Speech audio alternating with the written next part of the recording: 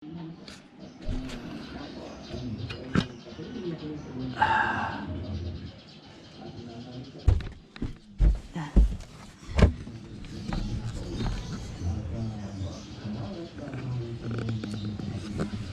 makulimlim ang panahon natin ngayon.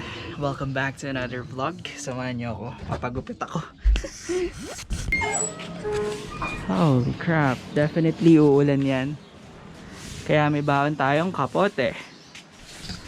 Ha!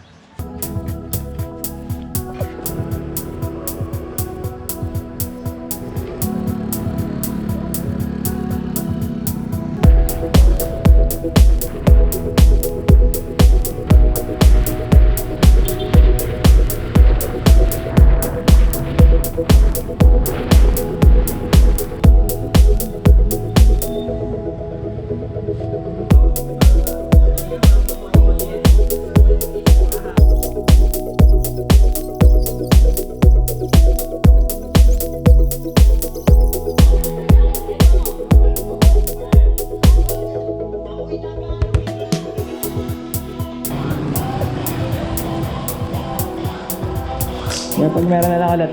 Thank you. Oh yes.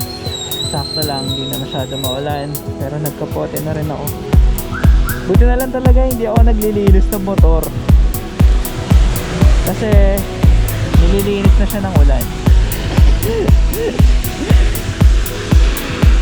Parang na isang araw ko pag gusto maglinis eh. Pero buti na nag-uulan talaga.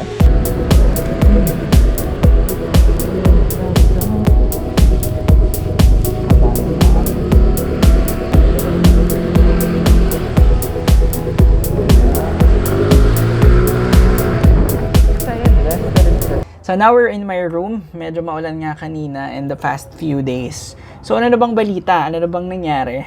The reason why I haven't uploaded or I haven't been uploading is because last May, I sold my main camera. So that's what I've been using sa pagbablog. And also my gaming PC.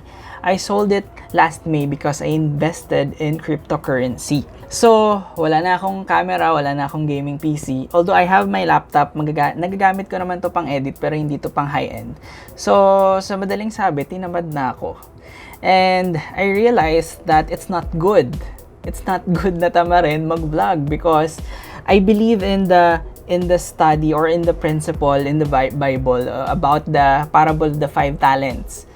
The lesson is, anything that you're not using, anything that you're not utilizing or hindi mo ginagamit, hindi mo masyado pinapakinabangan, it will be taken away from you.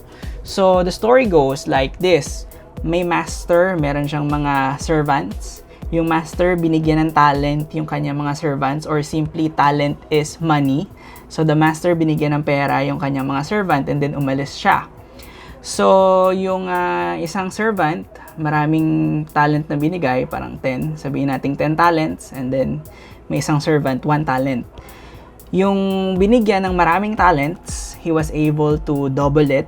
So, ininvest niya, pinakinabangan niya yung talent or yung pera. And then, on the one servant, isa lang yung talent na ibinigay. Ang ginawa naman ng servant, na isa lang yung binigay sa kanya, binaon niya sa lupa para maging safe daw. So, huhukayin niya na lang pagbalik ng kanyang master.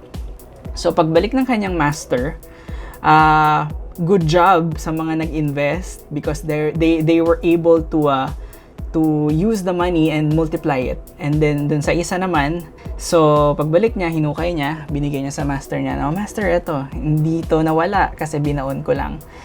And ang ginawa ng master is, kinuha niya yung talent and binigay niya dun sa may pinakamaraming talent na pinagbigyan siya. So, yun sa 10 talents, dun niya binigay. So, the lesson is, hindi pinakinabangan ng servant yung talent na ibinigay sa kanya. That's why, kinuha sa kanya ng master and binigay sa iba. So, yeah, I recently realized that dapat hindi ko bitawan ang pagbablog, dapat hindi ko bitawan ang anything that is creative.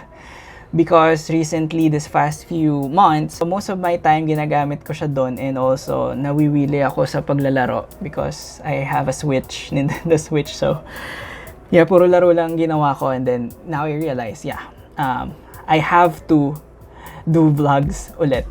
and also podcasts. So, marami pa kayong aabangan. I will be uploading more videos to come. Also, this room, medyo iibahin ko na to, and other stuff.